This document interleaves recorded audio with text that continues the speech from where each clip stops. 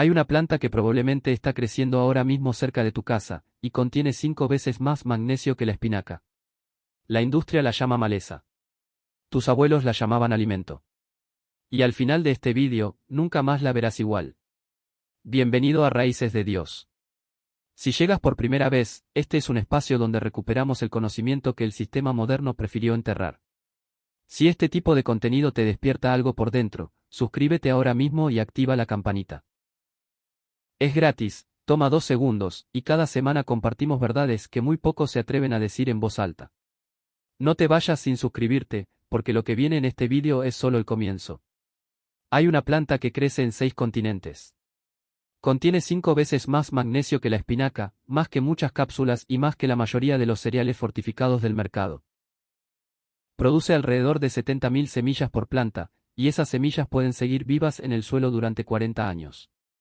Incluso se han encontrado restos de esta planta en el estómago de antiguos cuerpos conservados en pantanos. Y aún así, en gran parte de Occidente fue clasificada como maleza.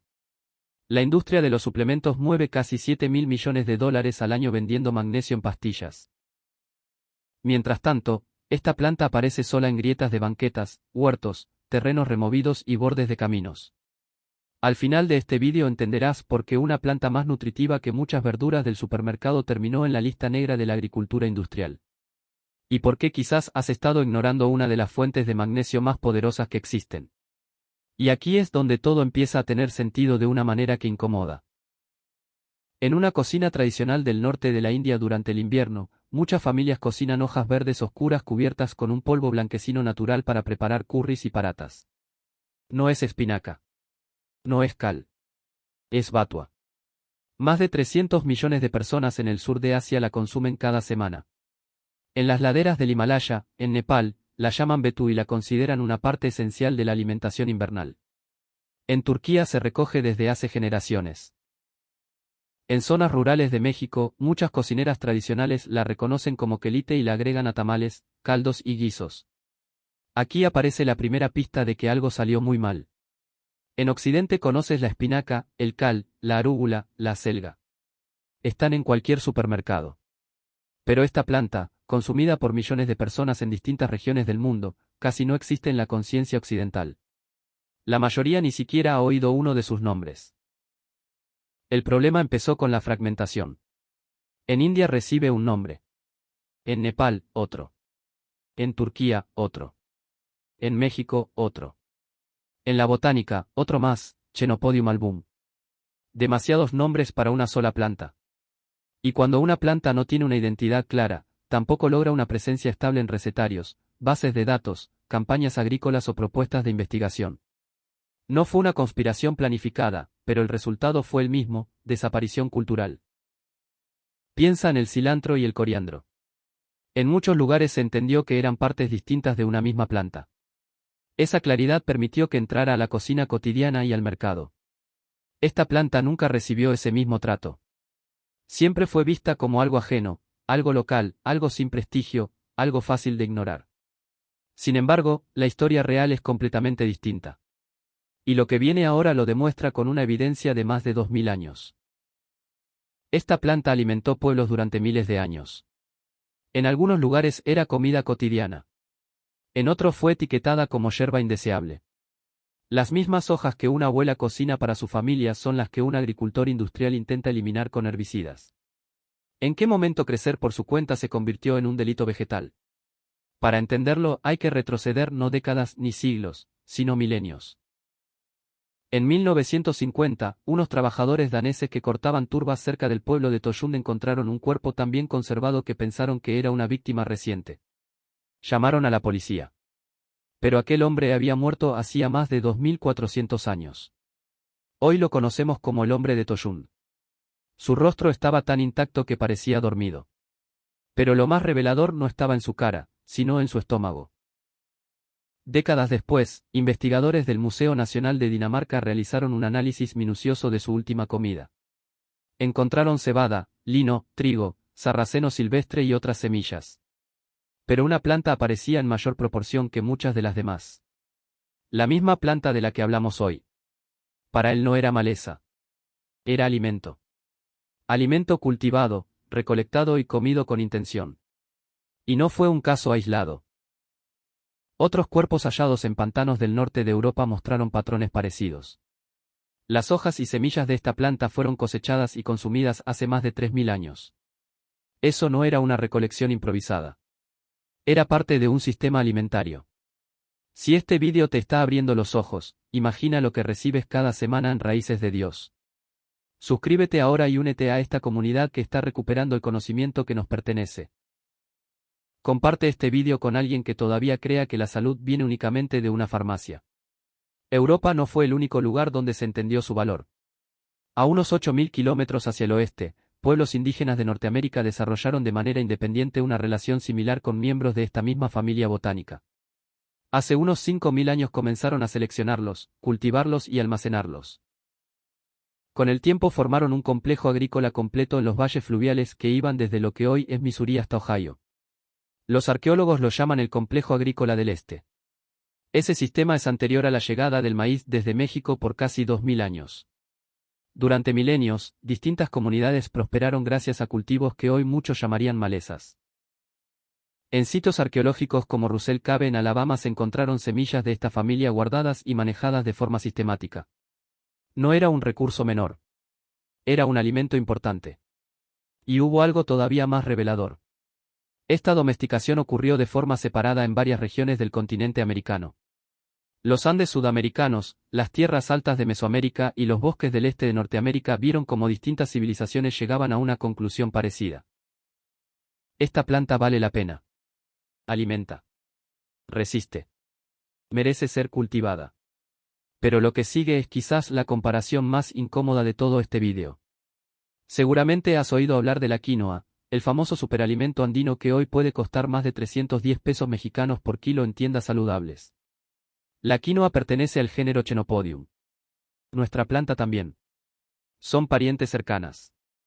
Y estudios comparativos han encontrado algo sorprendente. El Chenopodium album puede mostrar perfiles nutricionales y de aminoácidos superiores a los de la quinoa. Dicho de otro modo, la maleza puede superar al superalimento. En Estados Unidos su nombre común más difundido es lamb's quarters. En español a veces se relaciona con cenizo, quelite o pie de ganso según la región. Pero más allá del nombre, lo importante es esto. Probablemente es una de las plantas más nutritivas que la mayoría nunca aprendió a reconocer. Veamos lo que muestran los análisis modernos. En una porción de 100 gramos de hojas frescas, esta planta puede aportar cerca del 96% del requerimiento diario de vitamina C, 73% de vitamina A, 37% de riboflavina, 37% de manganeso y 31% de calcio, con apenas 43 calorías. Comparada con la espinaca, contiene aproximadamente el doble de vitamina B1, el doble de vitamina B2, cerca de 3 veces más vitamina C y unas 3 veces más calcio. Frente al cal, puede aportar alrededor de 2 veces y media más vitamina A. También destaca por su contenido de proteína, fibra y minerales. Pero el dato más impactante está en el magnesio. Y aquí es donde todo cobra una dimensión completamente diferente. Investigaciones que compararon especies comestibles silvestres con verduras comunes de supermercado hallaron que esta planta puede contener más del doble de potasio, cerca de 3 veces más calcio y hasta 5 veces más magnesio que hojas comerciales como la lechuga, la espinaca o la col, 5 veces más magnesio. No en una cápsula. No en un polvo caro. En una planta que crece sola. Y no se trata solo de cuánto contiene, sino de cuánto puede aprovechar tu cuerpo. Muchas hojas verdes, incluida la espinaca, tienen altos niveles de oxalatos. Estos compuestos se unen a minerales como el calcio y el magnesio, dificultando su absorción. En cambio, investigaciones sobre especies del género Chenopodium sugieren una interferencia menor en comparación con otras verduras. Eso significa mejor biodisponibilidad. Más de lo que comes llega realmente a tus células. La industria de los suplementos rara vez explica esta diferencia. Vende compuestos aislados. Óxido de magnesio, citrato de magnesio, glicinato de magnesio. Cada uno promete algo distinto. Cada uno se compra una y otra vez. Pero el magnesio en una planta viene acompañado de fibra, enzimas y otros nutrientes que trabajan juntos. Tu cuerpo reconoce comida. No siempre responde igual a una pastilla. En Raíces de Dios hablamos de estas verdades cada semana porque creemos que el conocimiento es tuyo por derecho. Si aún no eres parte de esta familia, suscríbete ahora mismo. Y si conoces a alguien que toma suplementos de magnesio mes tras mes, comparte este vídeo con esa persona hoy. Lo que viene después explica por qué esta planta desapareció del mercado, y no fue accidente. Aún así, la nutrición por sí sola no explica por qué esta planta desapareció del centro de la conversación. La verdadera respuesta también tiene que ver con economía y control.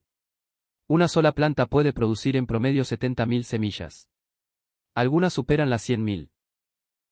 En condiciones ideales se han documentado cifras muchísimo mayores. Un solo parche bien establecido puede liberar millones de semillas por hectárea. Y no necesitas recolectarlas ni volver a sembrarlas cada temporada. La planta se reproduce sola.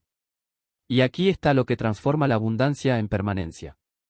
Esas semillas pueden seguir siendo viables durante décadas.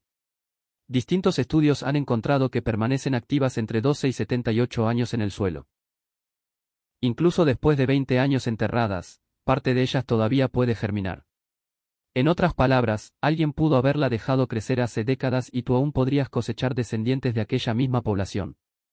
Además, se adapta a casi cualquier condición. Germina en suelos ligeros, medios o pesados. Tolera acidez o alcalinidad. Soporta sequías, salinidad y suelos pobres. Puede crecer desde regiones frías hasta zonas cálidas, desde el nivel del mar hasta valles montañosos.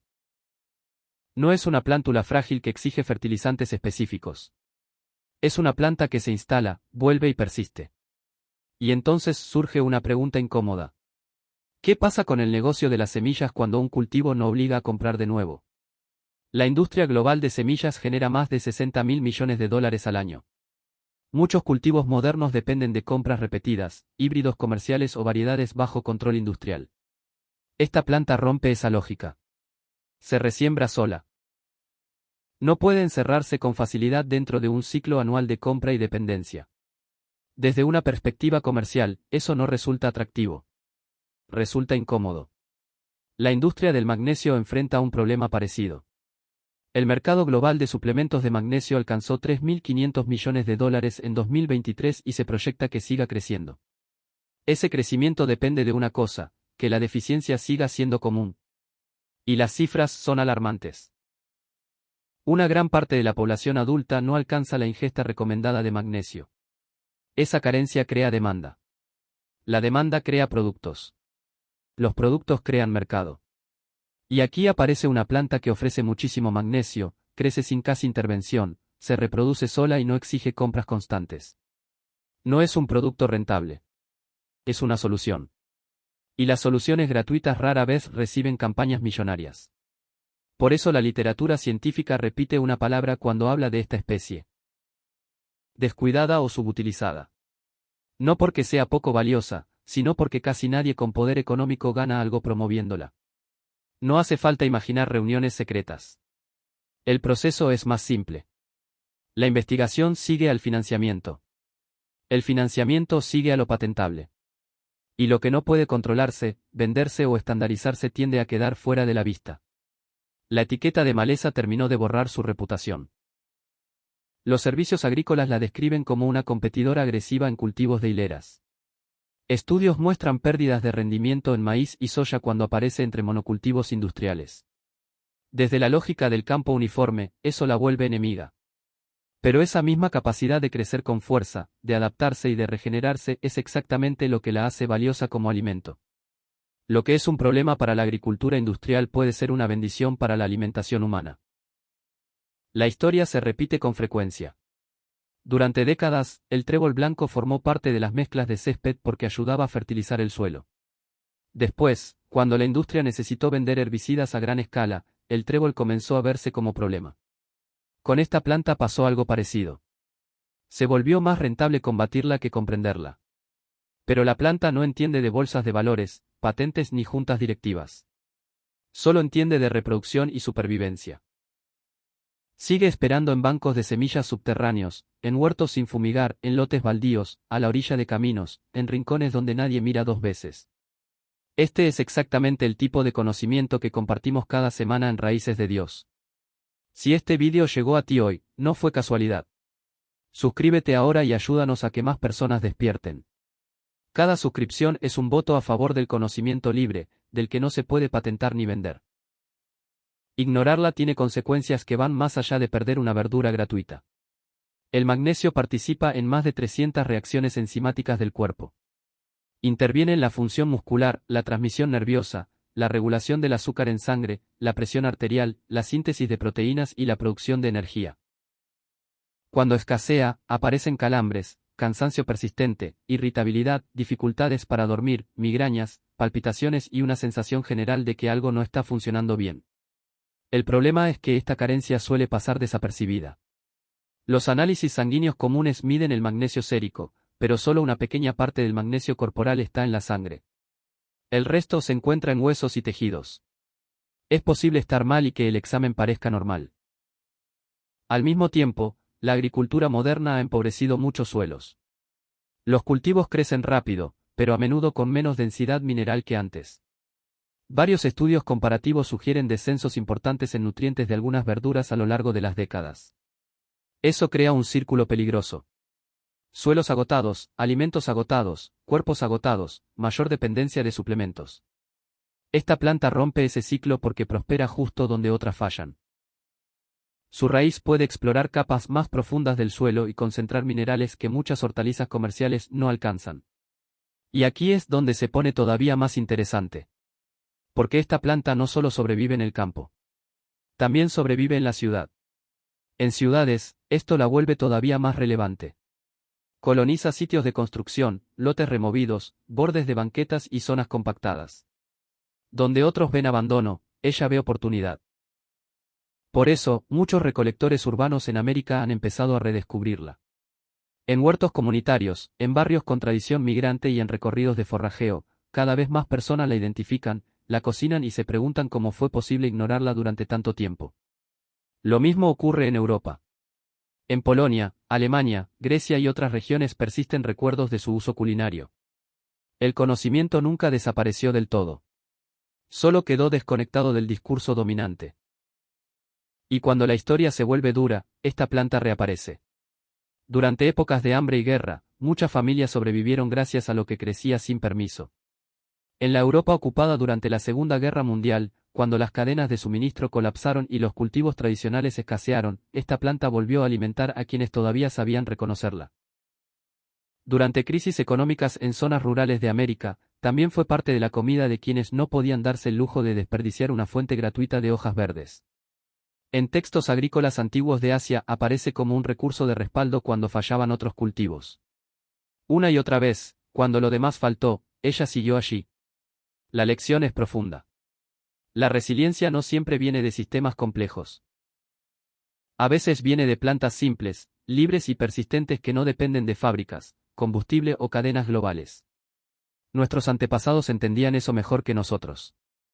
Conservaban relación con plantas silvestres porque sabían que la estabilidad no está garantizada. Nosotros cambiamos esa resiliencia por la comodidad de verduras envueltas en plástico enviadas desde muy lejos, y por suplementos fabricados en serie.